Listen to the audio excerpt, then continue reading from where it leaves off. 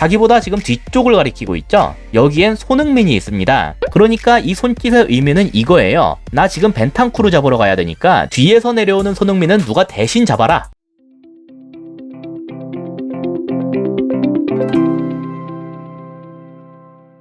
안녕하세요. 축구 보는 기자 축복입니다. 리그 마지막 경기에서 토트넘이 노리치에게 5대0 승리를 거뒀는데요. 프리뷰에서 무엇보다도 선제골이 중요할 것이라고 했는데 전반 15분 만에 선제골을 터뜨리면서 토트넘이 쉽게 운영할 수 있었던 경기였어요. 그래서 오늘은 이 부분에 대해 분석해봤는데요. 지금은 다이어가 볼을 잡고 있는 중입니다. 토트넘은 3백 앞에 2명의 중미를 둔 기존의 모습 그대로죠. 반면 노리치는 5-4-1 형태를 취하고 있어요. 저는 노리치가 울버햄튼전에서 했던 것처럼 5-3-2로 수비할 거라고 예상했지만 이 부분이 크게 달랐습니다. 왜 이랬는진 모르겠지만 이 차이는 아주 결정적이었어요. 먼저 다이어로부터 중미들에게 향하는 패스기를 차단하지 못합니다. 푸키 혼자서 2개의 패스기를 모조리 막아줄 수 없기 때문이에요. 이건 즉 토트넘의 중미들이 패스를 받기가 편한 상황이란 거죠. 물론 여기에서 이렇게 벤탄쿠르가 받더라도 대놓고 전진 패스를 하긴 어려웠을 겁니다. 뒤에서 어쨌든 멜루가 잡아주고 있고 바로 근처에 있는 도얼이 이걸 도와줄 테니까요. 근데 바로 이게 문제였어요. 중미가 패스를 받기가 편하다.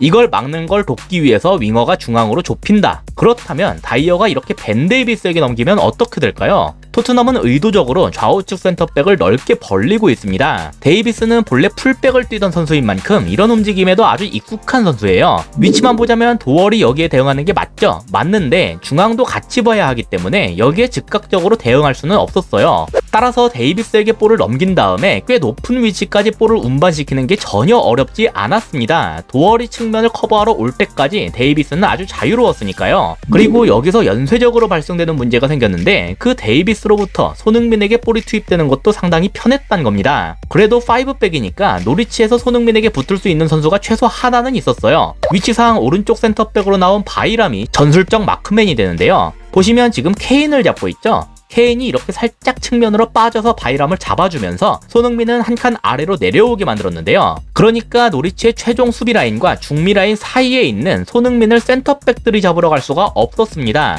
둘 중 하나라도 빠진다면 그 공간으로 케인이 그대로 침투를 하겠죠. 게다가 손흥민이나 케인 둘 모두 1대1로 확실하게 제압할 수 있다는 확신을 갖기도 힘드니까 더욱 부담스러웠을 거예요. 문제는 방금까지 보여드렸던 장면보다 더 나빠지기도 했단 건데요. 지금은 산체스가 볼을 잡고 올라가는 중입니다. 위치상으로는 도얼이 이걸 막아줘야 하는데요. 근데 그럴 수가 없죠. 원래 중앙 미드필더인 벤탄쿠르가 측면으로 벌리고 있기 때문이에요. 얘가 산체스에게 함부로 붙들어 간다면 벤탄쿠르 쪽은 아무도 막을 수가 없습니다. 너네가 중앙을 잡고 있다면 우린 중앙 숫자 빼서 측면 숫자를 늘려갖고 공략하겠다는 거죠. 지난 리뷰들에서도 몇 차례 다뤘었는데 토트넘은 이런 식으로 중미들을 센터백 라인으로 내리거나 아니면 이 장면처럼 측면 후방으로 빼는 식의 운영을 자주 보이곤 했습니다. 이렇게 측면에서 3대2의 수적 열세에 처하게 된 노리치는 산체스의 전진까지 막을 겨를이 없었어요. 그래서 이런 방식으로도 노리치는 뒤로 물러설 수밖에 없게 됐죠. 그럼 마냥 물러서면 괜찮았냐? 심지어 그것도 아니었습니다. 아까 한 칸 내려온 손흥민에게 센터백이 붙어서 막기가 힘들다고 말씀드렸죠. 그래서 지금은 중미들이 잔뜩 내려서 손흥민 쪽을 같이 보고 있어요. 즉 노리치 중미들로 토트넘의 공미들을 같이 잡겠다는 건데요. 확실히 이러니까 손흥민 쪽으로는 볼을 투입하기가 어려워졌습니다. 하지만 자연스럽게 원래 얘들이 잡고 있던 토트넘의 중미들은 완전히 자유롭게 됐어요. 애초에 측면으로 볼을 전개하는 것은 중앙 쪽은 압박이 거세서 볼을 전개하기가 힘드니까 어쩔 수 없이 돌리는 겁니다. 근데 중앙 쪽이 횡한이 비게 됐으니까 굳이 측면을 고집할 이유가 없어졌어요. 벤탄쿠르하고 호이비가 둘 다 팔을 들면서 어필을 하고 있죠. 데이비스가 볼을 안 줄 이유가 없었습니다. 그리고 벤탄쿠르가 볼을 잡으니까 누군가는 얘를 막으러 가야 했는데 결국 이건 손흥민을 잡고 있던 노르먼이 할 수밖에 없었죠. 그러니까 결국 다시 손흥민에게 어마어마한 공간을 내주게 됐어요. 노르먼이 재빠르게 벤탄쿠르에게 붙긴 했는데 애초에 거리가 좀 있었죠. 호이비에게 넘긴 다음에 이런 식으로 손흥민에게 넘길 수 있었습니다. 결국 공미 위치에 있는 손흥민을 잡으려고 중미들을 내려봤자 의미가 없었단 거예요. 득점 장면에서도 이 그림이 똑같이 나왔는데요. 지금은 데이비스가 볼을 잡고 있는 중입니다. 일단은 도얼이 얘의 전진을 저지할 수 있는 위치에 있긴 한데요. 하지만 원톱만을 뒀기 때문에 벤탄쿠르에게 향하는 패스길은 막을 수 있는 선수가 없죠. 벤탄쿠르의 전술적 마크맨은 뒤에 있는 멜루입니다. 벤탄쿠르에게 볼이 갔으니까 당연히 얘가 붙게 됐는데 지금 멜루의 손짓을 주목하실 필요가 있어요. 자기보다 지금 뒤쪽을 가리키고 있죠. 여기엔 손흥민이 있습니다. 그러니까 이 손짓의 의미는 이거예요. 나 지금 벤탄쿠르 잡으러 가야 되니까 뒤에서 내려오는 손흥민은 누가 대신 잡아라. 꽤 합리적인 선택이었고 덕분에 벤탄쿠르는 전진 패스를 넣지 못한 채 다시 데이비스에게 볼을 넘기게 됐습니다. 어떻게 보면 여기까진 노리치의 수비가 잘 통한 셈이에요. 문제는 그 다음부터 나왔는데요. 일단 데이비스가 다시 볼을 받으니까 이번엔 도얼이 더 적극적으로 앞까지 가서 압박했습니다. 점점 더 볼을 뒤로 물리게 만들겠다는 거죠. 그 의도 자체는 괜찮았어요. 근데 지금 벤탄쿠르의 위치가 노리치에게 문제가 됐습니다.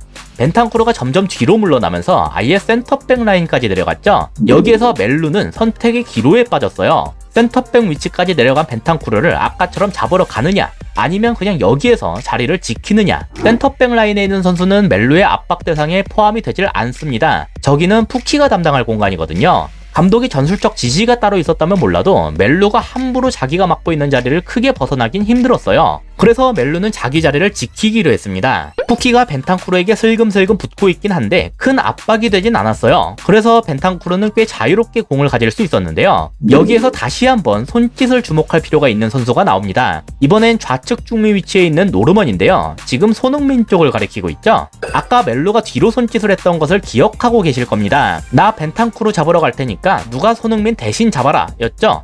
그 누군가는 결국 좌측 중미인 노르먼이나 본래 손흥민의 전술적 마크맨인 우측 센터백 바이람이에요. 따라서 노르먼의 이 손짓의 의미는 명확합니다. 바이람 보고 올라와서 손흥민 잡으라는 거예요. 물론 결과적으로 멜루가 자리를 지키길 선택했기 때문에 바이람이 아주 타이트하게 붙들어 올라올 필요는 없었을 겁니다. 하지만 이 상황에서 멜루가 더 타이트하게 벤탄쿠르에게 붙을지 아니면 자리를 지킬지 노르먼 입장에서는 알 방법이 없겠죠. 이게 최악의 결과로 이어지게 됐어요. 자유롭게 볼을 갖고 있던 벤탄쿠르가 손흥민에게 볼을 넘기는 것에 성공했는데요. 노르먼의 지시를 받은 바이람이 잽싸게 손흥민에게 붙들어 올라왔습니다. 그리고 그 노르먼도 협력 소비를 하기 위해서 같이 붙는 중이에요. 손흥민을 막겠다는 공통의 움직임으로 생긴 두 가지 포인트가 있는데요. 하나는 바이람이 올라오면서 생긴 공간입니다. 헨리와 아론스 사이에 어마어마하다고 해도 좋을 정도의 공간이 생겼죠. 헨리가 막 좁힐 수도 없는 게 얘는 케인을 잡고 있어야 했기 때문이에요.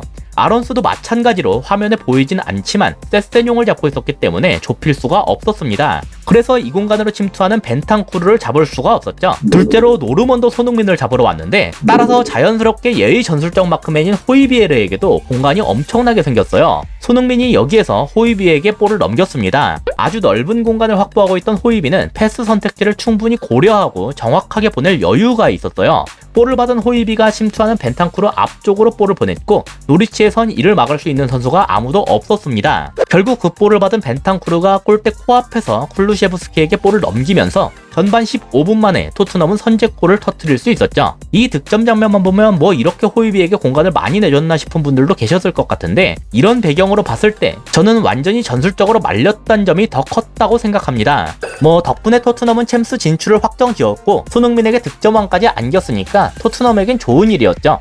이상으로 오늘의 영상을 마치도록 하겠습니다. 시청해주셔서 감사합니다.